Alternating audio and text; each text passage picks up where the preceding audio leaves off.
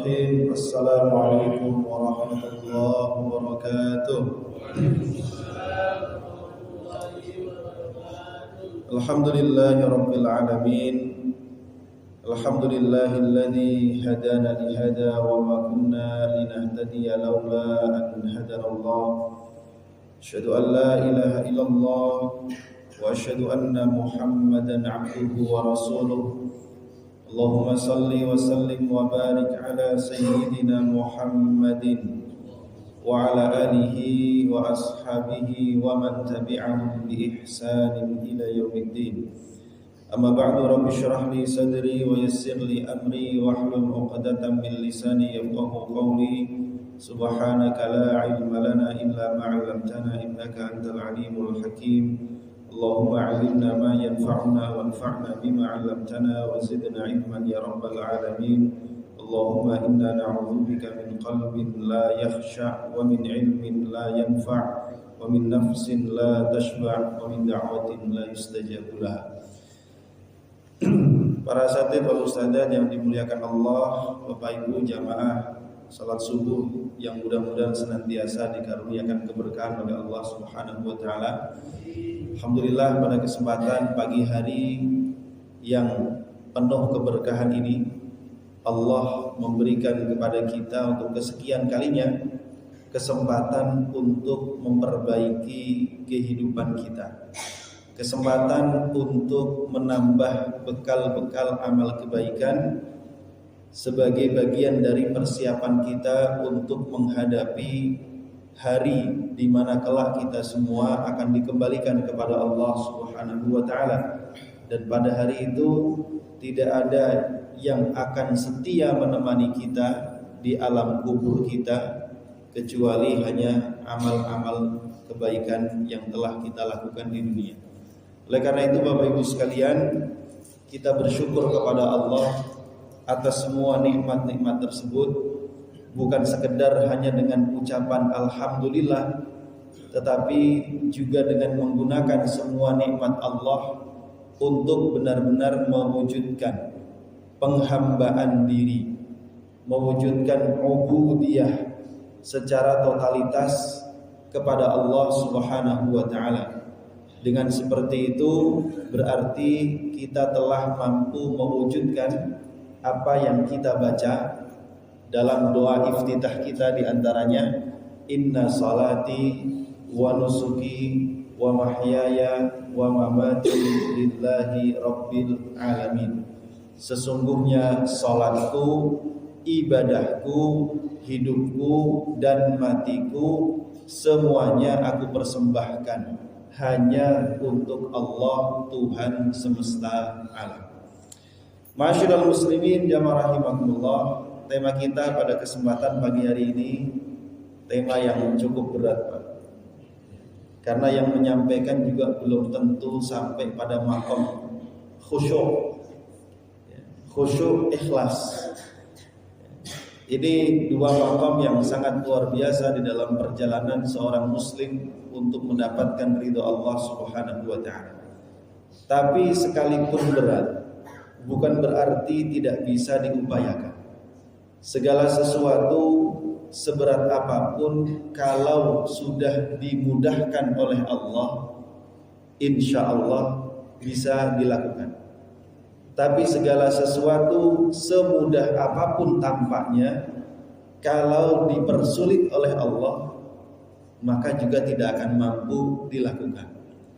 Karenanya dalam hal ini sandaran kita yang paling utama bukan pada diri kita sendiri, karena kita sejatinya adalah lemah. Sandaran kita yang paling utama hanya kepada Allah Subhanahu wa ta'ala. Dalam hal apapun, dalam kondisi apapun, apalagi dalam situasi-situasi yang sulit pada hari-hari ini, terlebih untuk saudara-saudara kita yang hari-hari ini sedang Allah uji dengan berbagai macam musibah. Ada banjir bandang, tanah longsor, erupsi gunung berapi, apalagi dan macam-macam lain sebagainya, termasuk bencana musibah perang yang menimpa sebagian saudara-saudara kita baik di Gaza, di Sudan, dan berbagai macam kezaliman yang juga dialami sebagian saudara-saudara kita di India dan di tempat-tempat yang lainnya. Karenanya kita hanya bermohon kepada Allah, berlindung kepadanya, bersandar kepadanya, karena hanya Allah saja satu-satunya yang bisa kita harapkan untuk senantiasa memberikan pertolongan, memberikan rasa aman, serta mengangkat seluruh kesulitan yang sedang kita alami. Ma'asyiral muslimin jamaah rahimakumullah, bab tentang kekhusyuan. Umumnya kita fahami khusyuk itu dalam sholat, betul Pak? Padahal kekhusyuan ini sejatinya dia tidak hanya ada pada sholat, tetapi juga memiliki pengaruh kekhusyuan itu di dalam kehidupan kita setiap hari, setiap waktu. Karena kalimat khusyuk jamaah rahimakumullah, ada kalanya Allah gunakan untuk menggambarkan tentang tanah. Ada tanah yang disebut oleh Allah al-ardu khashi'ah, tanah yang khusyuk. Maksudnya tanah itu tandus, kering, sehingga dia tidak menumbuhkan apapun. Khusyuk juga Allah gunakan dalam Al-Quran ketika menyebutkan dalam firman-Nya, wa khasha'atil aswatu lirrahman fala tasma'u illa hamsa. Dan semua suara-suara itu kemudian merendah. Wa khasha'atil aswatu lirrahman, semua suara-suara itu merendah di hadapan Allah yang punya sifat Ar-Rahman. Fala tasma'u illa hamsa, maka engkau tidak mendengar kecuali hanya bunyi hams. Hams, suara lirih yang berdoa kepada Allah Subhanahu wa ta'ala. Karenanya kalimat khusyuk ini oleh para ulama diartikan dengan ketundukan secara totalitas serta kepasrahan untuk menerima seluruh perintah dan larangan Allah Subhanahu wa ta'ala, serta menjalankannya dengan penuh kesungguhan tanpa penolakan dan benar-benar hanya mengharapkan ridha Allah. Panjang Pak definisinya, karena memang kalimat khusyuk ini satu kata yang menggambarkan kedalaman makna yang sangat luar biasa, sehingga secara otomatis khusyuk itu menggambarkan keikhlasan. Khusyuk secara otomatis menggambarkan kepasrahan secara total. Khusyuk secara otomatis menggambarkan totalitas dalam tunduk patuh dalam menjalankan perintah Allah dan menjauhi larangan Allah. Ibarat kata mau diapain saja oleh Allah, sudah menyerah secara total. Dan menyerah itu bukan karena takut, menyerah itu bukan karena kemudian khawatir untuk tidak mendapatkan kebaikan dari Allah. Justru sebaliknya, kepasrahan dan menyerahnya seorang hamba dengan kekhusyuan itu artinya adalah dengan rasa cinta kepada Allah, rasa rindu kepada Allah, sekaligus harapan sangat besar agar Allah Subhanahu wa ta'ala memberikan kebaikan-kebaikannya di dunia maupun di akhirat.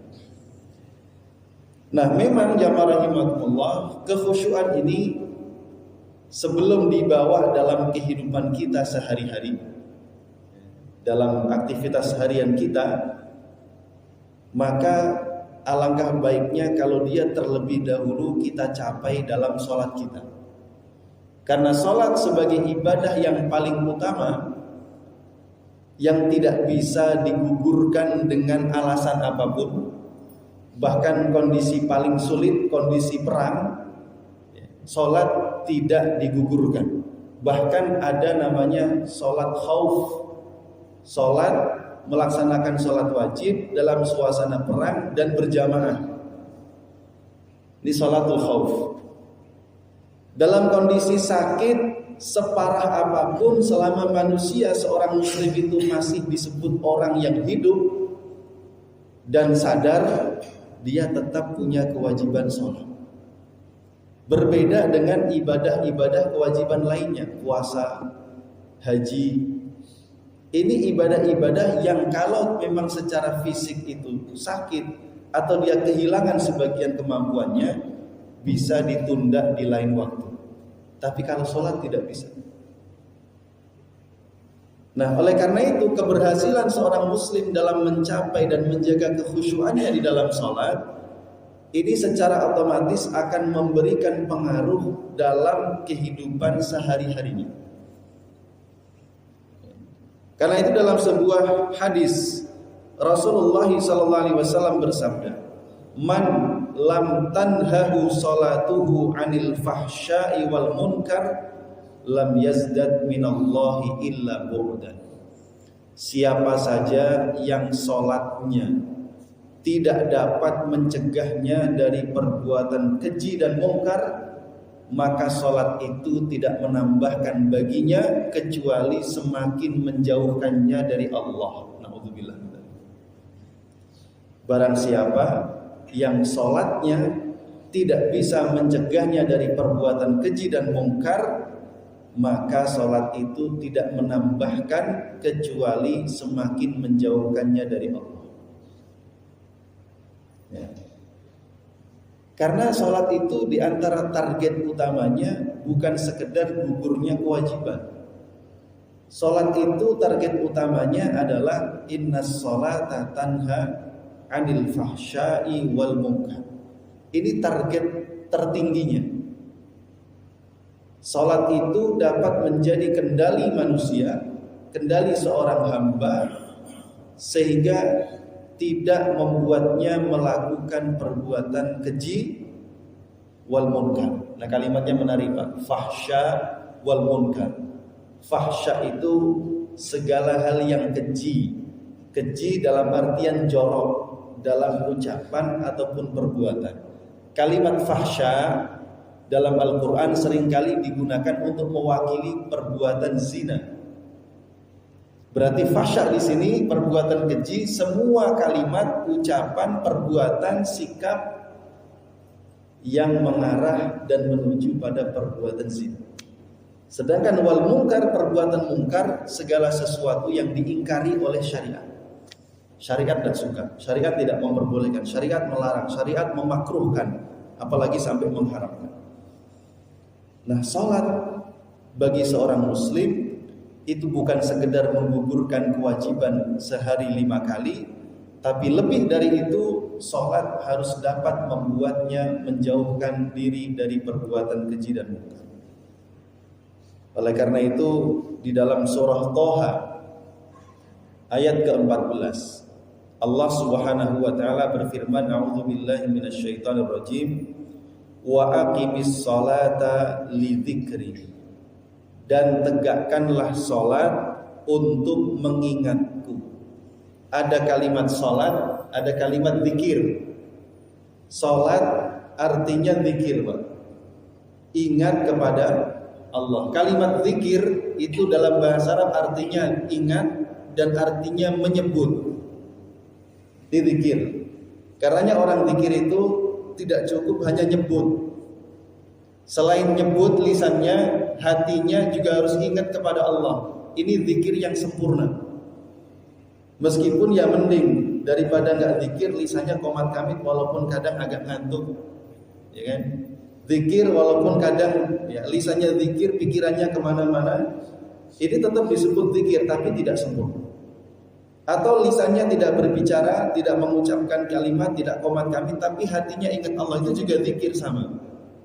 Imam Nawawi sama-sama memasukkannya dalam kategori zikir, hanya saja ya, daripada komat kamit lisan, mending ingat di hati.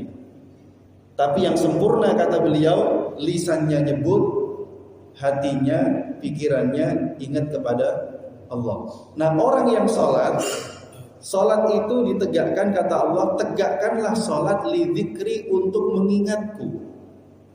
Tegakkanlah sholat untuk menyebutku. Sehingga seseorang sejak mulai dia pertama persiapan mau sholat. Kapan persiapan sholat dimulai, Pak? Kapan, Bu? Persiapan sholat dimulai sejak kapan? Takbiratul ihram, Enggak. Persiapan sholat dimulai saat hati kita mulai tergerak untuk menghadap kepada Allah. Ada orang-orang yang sebelum waktunya sholat sih udah persiapannya. Terlagi azan, terlagi adzan. Dia sudah persiapan, panggilan belum datang. Dia sudah persiapan, terlagi adzan. Sehingga dia mau ngantuk, mau tidur pun nggak jadi. Sayang. Nah, ini yang terbaik nih, menanti-nanti waktu sholat. Menanti-nanti waktu sholat. Menanti dalam artian menunggu. Nanti masuk dalam kategori yang berikutnya disebut ghaflah, orang yang lalai. Dimulai dari orang yang menanti-nanti, dalam artian nanti gitu. Entar gitu. Ini mulai masuk fase ghaflah nih, lalai. Udah adzan nanti. Sudah qomat nanti. Sudah dapat rakaat 2 nanti, masih nanti, Pak. Itu yang disebut dalam Al-Qur'an fawailun lil musallin. Celakalah orang-orang yang sholat karena menanti-nantikan, entar gitu. Ya. Nah, jadi ma'asyiral muslimin jamaah rahimahullah, sholat kita ini harus benar-benar bisa membawa kita untuk zikrullah, mengingat kepada Allah. Dari mulai awal kita persiapan mau sholat sampai kita selesai sholat, sehingga tidak akan ada kejadian saya sudah rakaat berapa ini, rakaat 3 apa 2, akhirnya bingung sendiri dia, mau duduk apa mau berdiri lagi dalam sholat. Itu pernah kejadian, Pak? Sering. Wah, ini persoalannya. Itu menandakan berarti sholatnya belum zikir. Ya. Salatnya belum zikir atau kurang zikir, atau tadi pertama zikir lalu putus, koneksinya putus sinyalnya. Ya. Ada lagi yang lebih parah, selesai sholat dia pulang, dia udah ngopi, sarapan, makan, nanya, saya tadi udah sholat belum ya?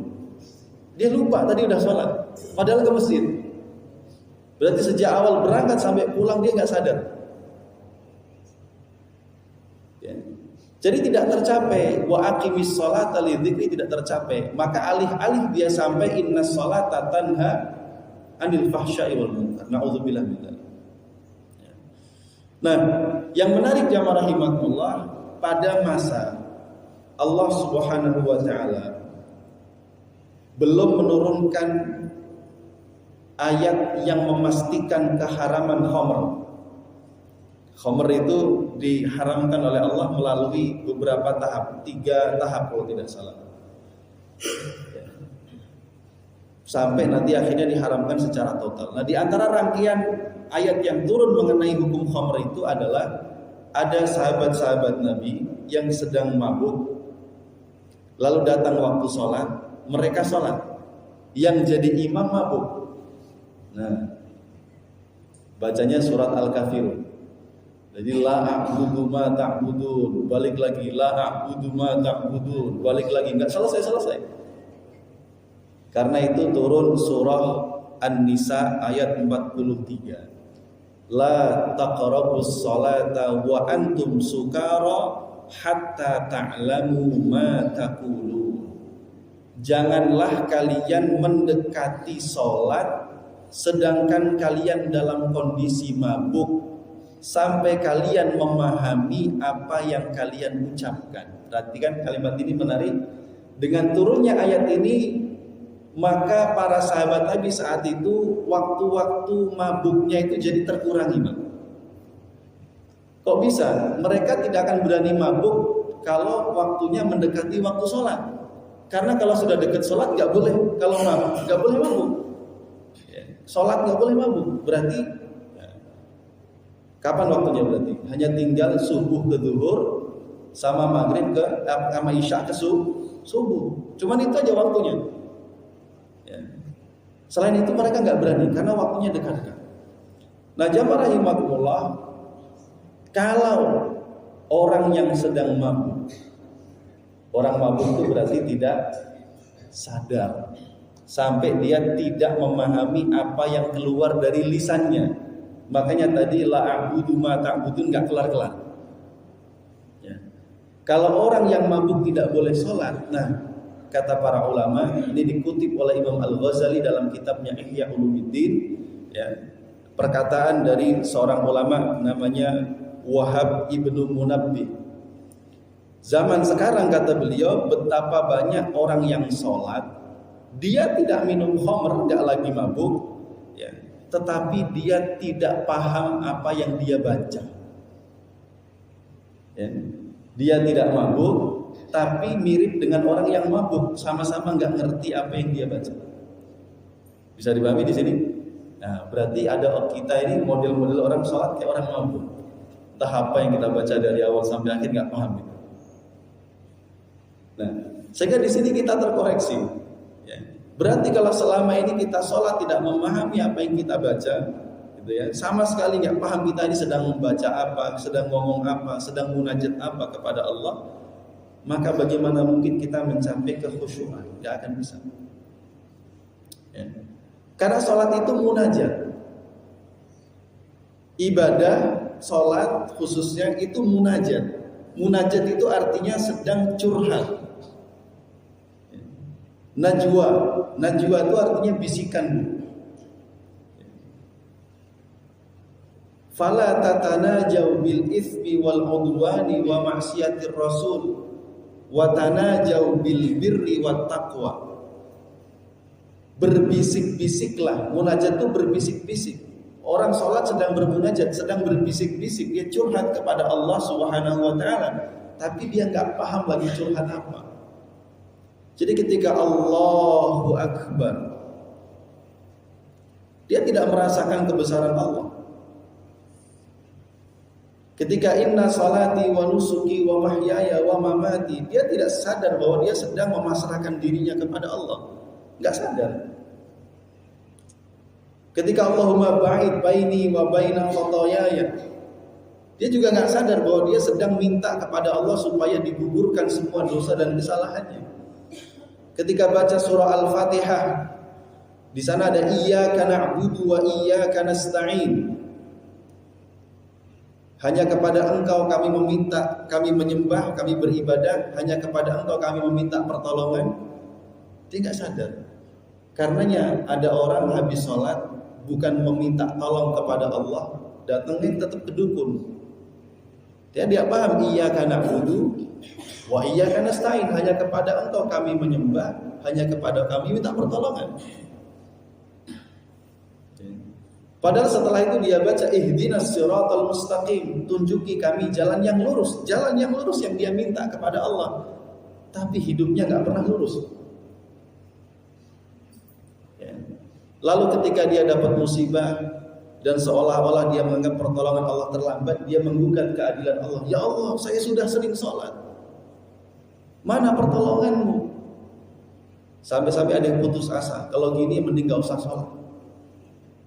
Naudzubillah min dzalik. Padahal yang salah bukan syariat sholatnya, tapi cara dia melaksanakan ibadah sholat yang belum tepat.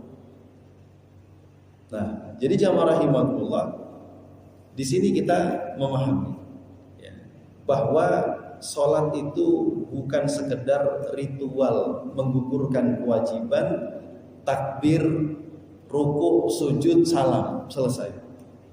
Karena itulah mengapa bahasa Al-Quran itu bukan sekedar yusalluna, melaksanakan sholat, tapi yuqimunas sholat wa aqimis sholat. Muadzin kalau qomat, qad qomatis sholat, qomat, telah tegak. Iqamatus sholat, menegakkan sholat. Ya, jadi bukan sekedar sholat, tapi menegakkan sholat. Nah, di sini jamaah rahimakumullah. Ya. Selama ini kebanyakan di antara kita kaum muslimin itu baru sekedar melaksanakan atau menggugurkan kewajiban sholat, tapi belum sampai pada derajat menegakkan sholat. Karena itulah kemudian kita belum bisa memetik buah secara maksimal dari ibadah sholat kita. Padahal Rasulullah SAW bersabda, la yanzurullahu ila salatin la yahdurur rajulu fiha qalbahu ma'a badani Allah tidak akan melihat kepada sholat seseorang yang hatinya tidak dihadirkan bersama dengan fisiknya. Dalam hadis yang lain, Rasulullah sallallahu alaihi wasallam bersabda,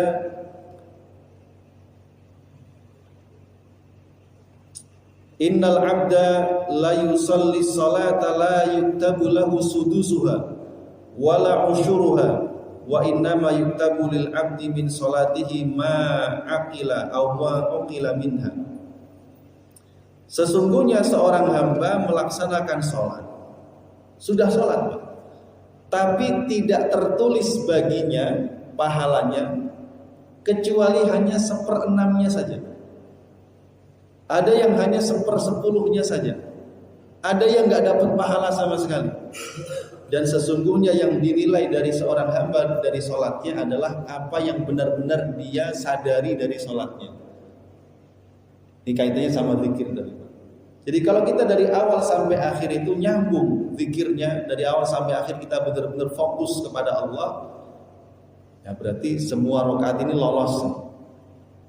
Tapi kalau dari awal sampai akhir sempat putus, dari 2 rakaat subuh tadi ternyata yang khusyuk hanya pas takbiratul ihram pertama, ya, plus selesai waktu ruku pertama, begitu ruku udah hilang gitu. Berarti yang diterima Allah cuma sampai ruku tadi. Sisanya gimana? Sisanya nggak ada pahalanya. Nah ini yang kita khawatirkan. Bahkan dalam sebuah hadis yang lain yang juga sering diulang-ulang dari di bulan Ramadan, betapa banyak orang yang melaksanakan sholat tapi tidak ada pahala baginya kecuali lelahnya saja. Lelahnya saja. Masyiral muslimin jamaah rahimakumullah. Oleh karena itu jamaah rahimakumullah, ya, hendaknya kita semua dalam melaksanakan ibadah sholat ini benar-benar mengkondisikan diri dengan sebaik-baiknya, agar sholat kita ini benar-benar bisa mencapai maqam zikir, maqam khusyuk, ikhlas, sekaligus juga mengantarkan kita kepada kualitas sholat yang membawa pada kebaikan dalam setiap aktivitas kehidupan kita. Masyiral muslimin jamaah rahimakumullah. Oleh karena itu dalam sholat setidaknya kita harus memenuhi 2 adab. Ada adab zahir, ada adab batin. Adab zahir artinya yang berkaitan dengan apa yang kelihatan di luar. Adab batin berarti berkaitan dengan hati, pikiran, dan kekhusyuan. Adab ini semuanya berkaitan dengan masalah 2 syarat diterimanya ibadah. 2 syarat diterimanya ibadah jamaah rahimakumullah. Yang pertama harus ikhlas, yang kedua harus ittiba. Ittiba artinya sesuai dengan tuntunan Rasulullah sallallahu alaihi wasallam. Yang ikhlas ini berkaitan dengan adab batin. Yang ittiba di sini berkaitan dengan adab zahir. Ketika seseorang memenuhi 2-duanya, maka dia disebut telah melakukan ahsanu amala. Alladzi khalaqal mauta wal hayata liyabluwakum ayyukum ahsanu amala.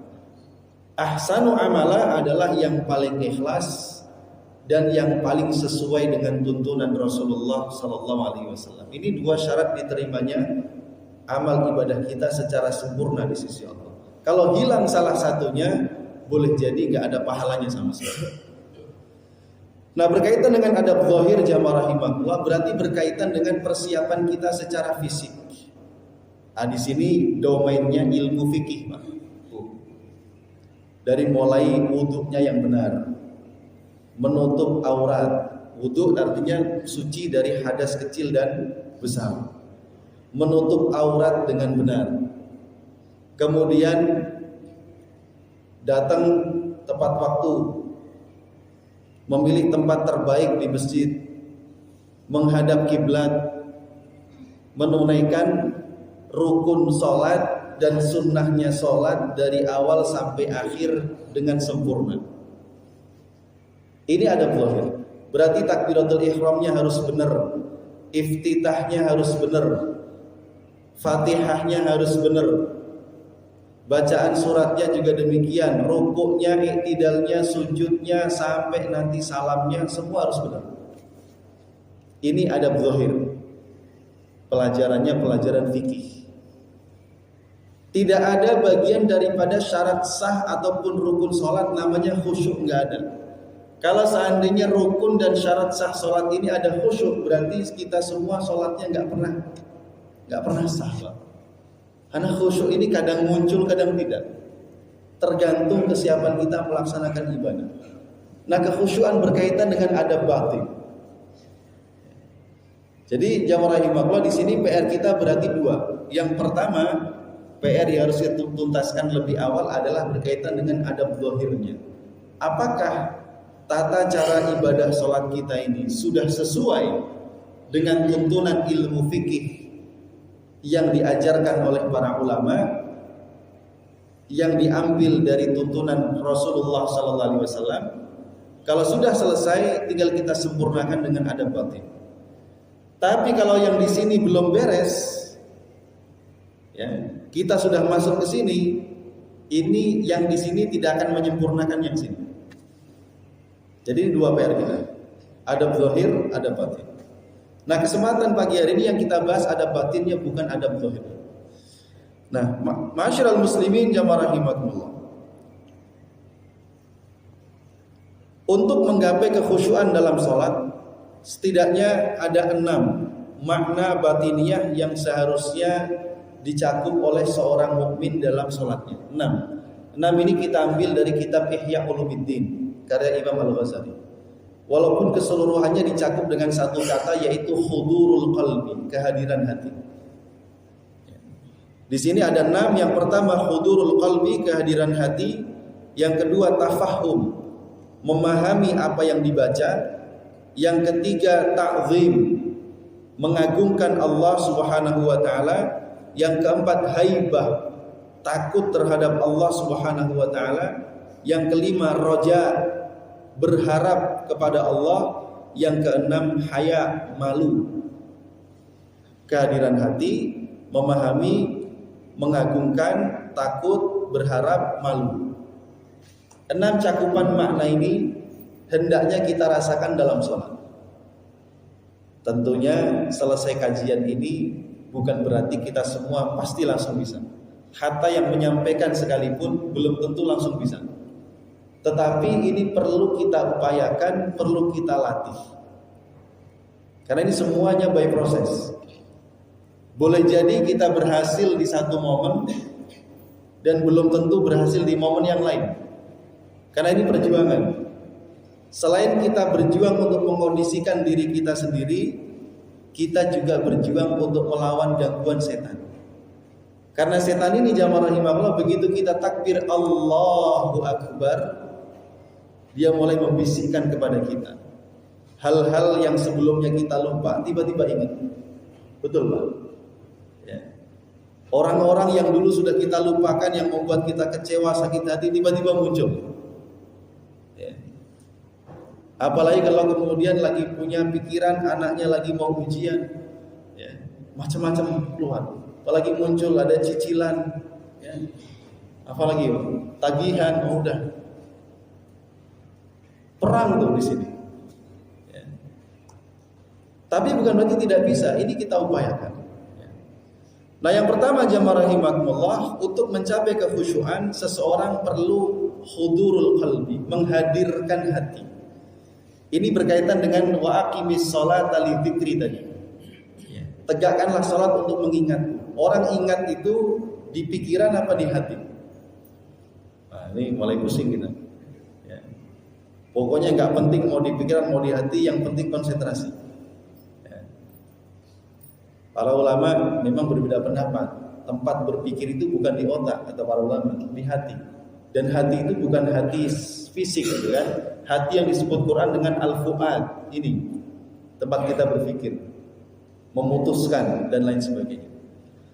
Hudurul qalbi jamaah rahimahullah artinya kita dalam sholat itu mengosongkan hati kita dari hal-hal yang tidak seharusnya muncul dalam sholat. Dikosongkan pikirannya. Sehingga kita pun tidak mengajak bicara diri kita sendiri. Sholat itu memang tidak boleh bicara sama sebelah, kiri, kanan, depan, belakang. Tapi dalam sholat kita ini sering ngomong dengan diri sendiri. Betul Pak? Nah ini yang jadi masalah. Padahal sholat itu mengosongkan hati dari hal-hal yang tidak boleh mencampuri pikiran dan mengajak kita berbicara. Sehingga pikiran kita itu tidak liar ke sana kemari. Ini baru sampai sini aja udah susah. Ya.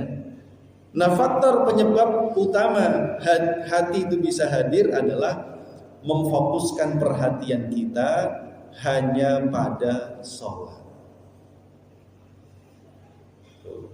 Itulah mengapa ada yang sebelum sholat itu a'udzubillahi minasyaitonirrajim wa a'udzubika min hamazatis syayatin wa a'udzubika rabbi ayyahdurun. Doa dulu. Ada yang baca Al-Falaq, ada yang baca An-Nas, supaya mengusir setan-setan dan gangguan-gangguan yang bisa masuk dalam pikiran. Ada yang begitu. Maka ada kritik, gak ada orang mau sholat itu baca Al-Ikhlas, Al-Falaq itu bid'ah. Betul itu bid'ah, tapi kita sedang berusaha meminta kepada Allah supaya kita bisa fokus sholat. Itu gak masuk rangkaian sholat memang, dan memang kita belum masuk sholat karena sholat itu dimulai dengan takbiratul ihram. Setelah takbiratul ihram bacaannya sudah ditentukan, wa iftitah, gak ada yang lain. Kalau dibaca sebelum sholat ya gak ada masalah. Kita sedang berdoa kepada Allah, meminta supaya difokuskan untuk sholat. Itulah dalam beberapa kesempatan juga para ulama mengatakan orang yang memiliki kesiapan hati lebih awal untuk menunaikan sholat, itu hatinya bisa lebih fokus. Sebelum waktu sholat nih, dia udah tahu dia mau sholat. Maka dia mengkondisikan diri dari rumah, dia sudah berbenah, bebersih, dia sudah pakai pakaian yang rapi, dia sudah wudu. Ya. Dia tahu dia akan datang ke masjid menghadap kepada Allah. Dari rumah sudah disiapkan hatinya. Dia nunggu adzan, entah nunggunya di rumah atau nunggunya di masjid. Ya. Tapi dari rumah dia sudah berjalan. Itulah mengapa Rasulullah SAW mengatakan seseorang yang menyempurnakan wudunya, lalu dia keluar dari rumah dan tidak ada yang membuatnya keluar kecuali semata-mata niat untuk sholat, maka setiap langkah kakinya mengangkat 1 derajat, setiap langkah kaki yang lain menghapus 1 kesalahan. Ini kenapa? Karena hatinya sudah siap dari awal. Gitu. Maka dia dapat fadilah ini. Ketika dia sampai di masjid, terdengar suara adzan, dia mendengar adzan dan menjawab adzan. Jadi suara adzan itu jadi suara yang dirindukan, Pak. Bukan menjadi suara yang kadang-kadang, ya Allah, perasaan baru sholat udah adzan lagi. Ini kan ucapan seperti ini kan sebenarnya menunjukkan kualitas hati kita. Perasaan baru sholat udah adzan lagi aja sih. Muadzin nggak salah, disalahin tuh. Ini muadzin kecepatan kayaknya gitu. Tapi orang yang memang ini sholatnya itu benar-benar berkualitas, dia mempersiapkan diri sejak awal, dan sholat itu tidak menjadi beban. Mendengar adzan tuh panggilan yang dirindukan, sehingga menjawab adzan itu ya sudah otomatis. Allahu Akbar, Allahu Akbar. Asyhadu an la ilaha illallah, asyhadu anna Muhammadar Rasulullah. Itu jadi kalimat yang indah. Kalimat yang indah. Karenanya Rasulullah SAW bersabda, barang siapa yang mendengar adzan, menjawabnya, lalu berdoa setelahnya, apalagi kemudian meminta, ada kalimatnya dalam doa itu, ya, Allahumma rabba hadhihi da'wati tammah was-salatil qa'imah ati Muhammadanil wasilah. Barang siapa, kata Rasul, meminta untukku wasilah di sisi Allah, ya, maka kelak dia akan mendapatkan syafaatku pada hari kiamat. Para sahabat tanya, ya Rasulullah, apa itu al-wasilah? Kata Rasul, al-wasilah adalah derajat tertinggi di surga.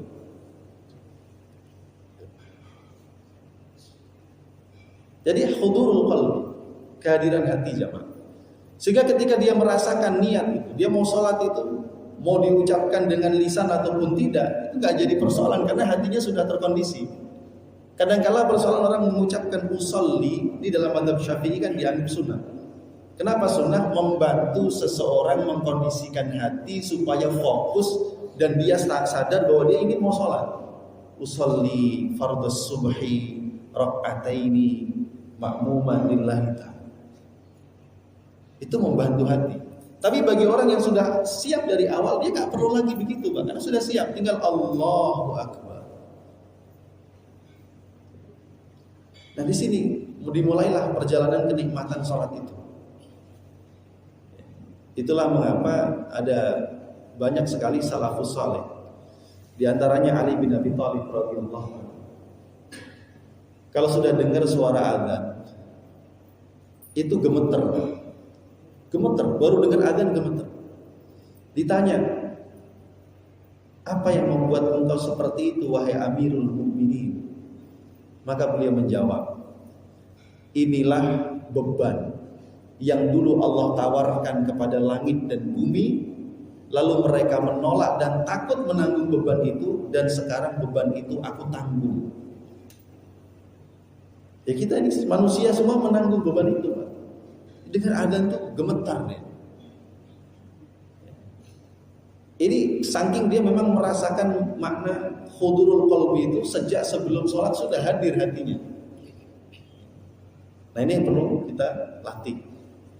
Dan begitulah seharusnya seorang muslim dalam sholatnya dari awal dia persiapan sholat sampai selesai zikir. Sehingga pulang itu sholat benar-benar membekas dalam dirinya. Sehingga tadi memberikan buahnya inna sholata tanha anil fahsya'i. Sehingga ada cerita orang sholat berangkat pakai sendal jelek, pulang pakai sendal bagus. Kecuali mampir ke toko beli. Ya. Atau orang keluar dari masjid, habis sholat keluar dia mencaci maki orang, menghibah orang, gak akan ada. Baik, itu yang pertama, hudurul qalb. Yang kedua, jamaah rahimakumullah, at-tafahum, yaitu memahami. Maksudnya adalah kemampuan di dalam memahami dan menjiwai makna-makna yang terkandung dalam bacaan sholat. Kemampuan memaknai, memahami dan menjiwai makna-makna yang terkandung di dalam bacaan sholat. Mulai takbiratul ihramnya. Takbiratul ihram itu, yang disebut takbiratul ihram itu ngangkat tangannya atau bacaan Allahu Akbarnya, Pak. Yang disebut takbiratul ihram itu bacaan Allahu Akbar atau ngangkat tangannya?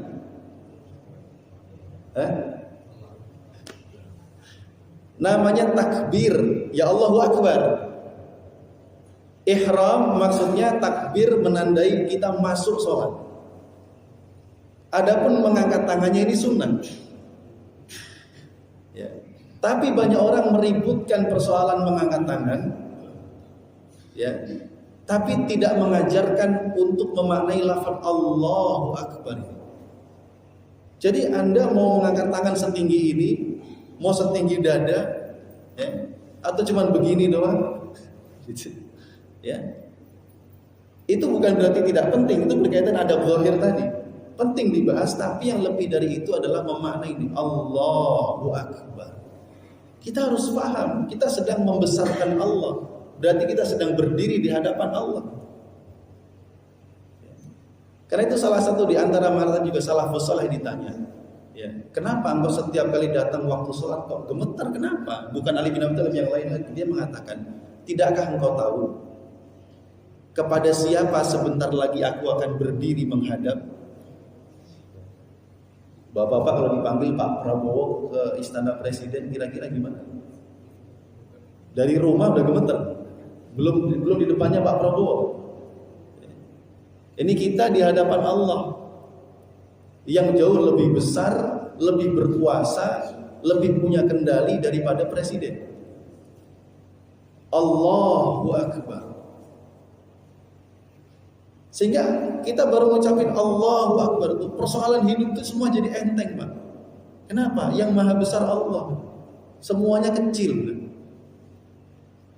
Ini juga termasuk di antara rahasianya. Kenapa? Kalau kita menyaksikan saudara-saudara kita yang mendapatkan musibah paling berat hari ini, itu saudara kita di Gaza, nggak ada yang lain. Ya. Tetapi mereka itu orang yang paling komitmen dengan sholat dan Qur'annya. Itulah rahasianya mengapa mereka bisa bersabar sampai waktu yang sangat panjang seperti ini dan tidak pernah keluar dari lisannya kecuali kalimat-kalimat kebaikan. Karena memang mereka menjiwai tafahum, memahami. Oleh karena itu jamaah rahimakumullah, ini jadi PR kita. Selama ini kita sudah berhafal bacaan sholat. PR berikutnya yang kita baca ini berusahalah untuk kita fahami. Kita menjiwai makna-makna. Kalaupun kita tidak memahami secara huruf per huruf, ya lafal per lafalnya, minimal secara umum saya ini sedang ngapain. Takbiratul ihram itu kandungannya apa? Al-Fatihah itu kandungannya apa? Bacaan rukuk kandungannya apa? Kita paham kandungannya. Sehingga itu bisa kita hadirkan saat sholat. Tafahum. Berusaha memahami dan memaknai bacaan sholat. Faktor penyebab utama tafahum adalah senantiasa berpikir dan mengarahkan pikiran untuk mendalami makna. Terapinya terletak pada kehadiran hati disertai konsentrasi berpikir dan kesiagaan untuk menolak berbagai lintasan pikiran yang liar. Jadi lagi-lagi ini juga dipengaruhi yang pertama, kehadiran hati. Saat kita sedang konsentrasi merenungkan bacaan sholat, kadang muncul pikiran, Pak, mengingatkan kita yang lain. Maka tafahum ini artinya saat muncul pikiran liar itu berarti kita siap untuk menolak pikiran itu, kita kembalikan lagi kepada bacaan sholat. Jadi kita fokus bismillahirrahmanirrahim, fokus nih. Begitu masuk alhamdulillah, pikiran udah kemana-mana, maka kita tarik lagi ke dalam bacaan sholat. Jadi cara kita mengendalikan kekhusyuan diantaranya dipengaruhi dari konsentrasi kita, memperhatikan, menjiwai, memaknai bacaan.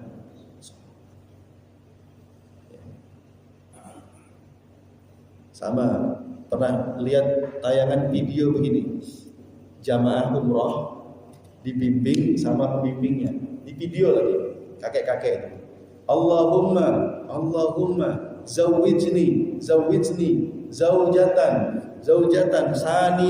saniyatan wasalisatan warabiatan. Tahu deh, orang ini nggak tahu apa yang dia baca, makanya dia baca. Kalau dia tahu dan di sampingnya ada istrinya, pasti dikeplak. Kenapa artinya? Ya Allah, nikahkanlah aku dengan istri kedua, ketiga, keempat. Karena dia nggak paham yang dia baca. Sama kita saat kita sholat, ya, sholat itu kan sebenarnya arti asalnya doa dan isinya lafal sholat itu rata-rata doa.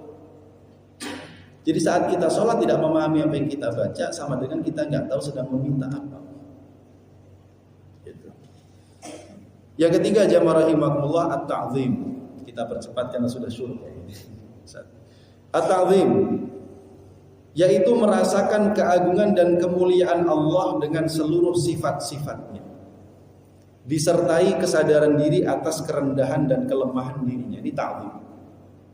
Ta'zim artinya mengagungkan, memuliakan. Ya, sudah dimulai dari kalimat tadi Allahu Akbar. Bahkan jauh sebelum itu, kesiapan kita untuk sholat sebelum datang waktunya sholat itu menandakan kita ta'zim kepada Allah. Belum dipanggil sudah datang. Karena dia sudah tahu jadwalnya panggilan Allah, maka dia berusaha untuk datang sebelum waktunya. Kadang orang dalam bisnis karena pengen serius mendapatkan customer gitu ya, keuntungan yang besar, bikin janji, berusaha datang tepat waktu bahkan sebelum waktunya sudah hadir dalam kondisi yang terbaik. Kenapa? Dia memuliakan, takzim kepada customernya. Ya, customer bagi seorang pebisnis itu seperti raja, harus dimuliakan. Nah, kita kepada Allah Subhanahu wa taala yang tempat kita bergantung dan yang menguasai seluruh hajat kehidupan kita itu Allah, tentu ta'zim kita harusnya lebih besar. Nah, oleh karena itu jamaah rahimakumullah, ta'zim ini mengagungkan Allah itu bisa hadir ya, disebabkan oleh dua hal. Yang pertama, ma'rifat kita, pengetahuan kita atas kemuliaan dan keagungan Allah. Yang kedua, pengetahuan kita atas kerendahan dan kehinaan kita dibandingkan dengan Allah. Dua hal itu. Pertama, kita menyadari kebesaran Allah, kekuasaan Allah. Yang kedua, menyadari kekurangan diri dan kelemahan diri kita. Baru muncul ta'zim.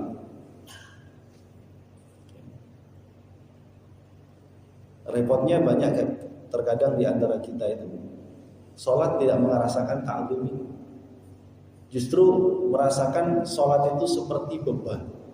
Jadi bukan sedang membesarkan Allah, tapi sedang menyalahkan Allah. Sholat. Beban itu. Terbalik. Jadi harus muncul makna ta'zim, mengagungkan Allah dalam sholat kita. Yang keempat, jamaah rahimakumullah, al-haibah, rasa takut kepada Allah. Dan haibah ini akan muncul kalau ta'zim tadi ada.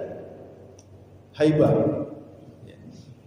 Ketika kita menghormati orang lain, menghormati ulama, itu bukan karena ulama itu kejam, keras, kasar, bukan. Tapi karena kita mengetahui dia orang soleh, orang baik, dekat dengan Allah, maka kita muliakan beliau. Karena itu muncul haibahnya. Takut kita kepada beliau itu adalah takut yang didasari rasa cinta dan mengagungkan. Itu yang dimaksud. Ketika kita muncul rasa takut kepada Allah, bukan karena Allah itu keras, kasar, jahat, tidak. Justru karena Allah itu maha agung, maha mulia, maha baik dan segala-galanya, muncullah rasa takut kita kepada Allah karena cinta kita kepada Allah. Ini namanya haibah. Nah, sumber munculnya haibah dalam hati adalah ma'rifat, pengetahuan kesadaran seorang hamba atas kekuasaan Allah, hukumannya, pengaruh kehendaknya, dan seandainya Allah itu membinasakan semua hambanya, bagi Allah itu gampang. Dan ini jamaah rahimakumullah tercakup dalam kalimat Maliki yaumiddin. Maliki yaumiddin, yang menguasai hari kiamat. Pada hari kiamat itu semua penguasa nggak ada artinya, Pak. Para raja, para presiden, para penguasa di dunia itu nggak ada artinya. Yang menguasai, yang berkuasa, yang menjadi raja cuma satu, Allah saja. Hari pembalasan. Dan di hari itu Allah akan memberikan balasan kepada semua hambanya, yang baik maupun yang buruk. Maliki yaumiddin. Itu kita rasakan di sana. Haibah. Kemudian yang kelima, jamaah rahimakumullah, ar-raja, berharap. Berharap artinya meyakini dan mengharapkan janji-janji Allah Subhanahu wa taala. Seorang mukmin, orang yang senantiasa optimis dan selalu mengharapkan, ya, tidak pernah putus harapan atas semua kebaikan-kebaikan Allah Subhanahu wa taala. Kita berharap sholat kita diterima, kita berharap semua amal ibadah kita diterima. Jadi sholat itu membayangkan begitu. Begitu pula dalam amal yang lainnya. Kenapa kita khusyuk? Karena saya berharap sholat saya diterima oleh Allah. Saya berharap mendapatkan pahala dari Allah. Ini roja, ada harapan. Saya berharap dengan sholat ini Allah menyelesaikan seluruh persoalan hidup saya. Harapan. Dan itu berangkat dari kesadaran seseorang tentang kebesaran dan kekuasaan Allah untuk menyelesaikan seluruh hajat hidupnya. Iyyaka na'budu wa iyyaka nasta'in. Hanya kepada Engkau ya Allah saya beribadah, hanya kepada Engkau saya meminta pertolongan. Itulah juga mengapa Rasulullah SAW mengatakan bahwa posisi terdekat seorang hamba dengan Allah adalah saat dia sujud, paling dekat. Oleh karena itu perbanyaklah doa saat kalian sujud. Dia letakkan kepalanya di tanah, dia bisikkan kalimat-kalimat doanya dengan lirih dan tulus, ya, kepada bumi seolah-olah, tapi suara itu terdengar sampai ke langit. Allah Maha mendengar. Dan yang keenam, jamaah rahimakumullah, al-haya, merasa malu kepada Allah. Malu atas apa, Pak? Malu karena Allah sudah dan sering serta senantiasa tanpa putus-putusnya memberikan rahmatnya, rezekinya, karunia-Nya kepada kita. Bahkan di saat kita kadang dalam kondisi tidak maksimal taat, bahkan dalam kondisi kita kadang sering maksiat. Malu, Pak. Ibarat seorang anak, dia menyadari kebaikan orang tuanya. Orang tuanya itu walaupun dia salah selalu memaafkan.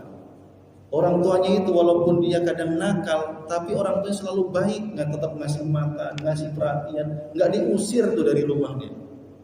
Sehingga kalau udah begitu, udah dewasa, dia sadar dia ketemu orang tua itu malu. Kenapa? Belum bisa berbakti kepada orang tua, sementara kebaikan orang tua tak pernah putus. Begitulah seorang hamba di hadapan Allah.